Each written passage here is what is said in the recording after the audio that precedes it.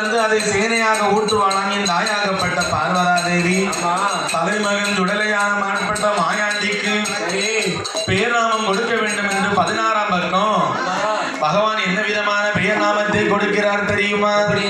மணி விளக்கில் வந்து பிறந்ததனால் அவனுக்கு மாயாண்டி சுடலை என்றும் என்ன விதமாக பெயர் நாமங்களை சூட்டுகிறார் தெரியுமா?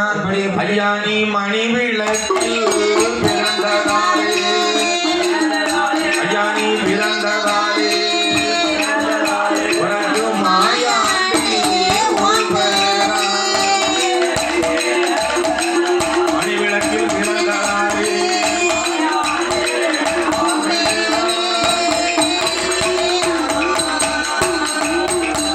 ஐயா நீ சுடர் ஒளிவில் பிறந்ததாலே,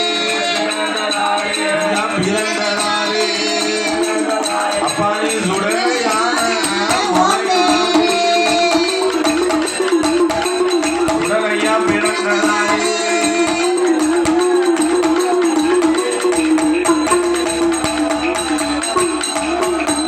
ஐயா நீ முன்னமாக பிறந்ததாலே, முன்னமாக பிறந்ததாலே ஐயா நீ முன்னன் சுடலை வாப்பேரு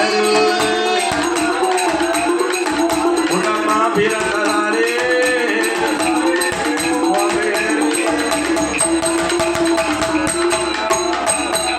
அதே போல 3 பொறியிலே முதல் பொறியில் வந்த பிறந்த குழந்தைக்கு பகவான் என்ன விதமான பெயர் நாமத்தை கொடுக்கிறார் தெரியுமா?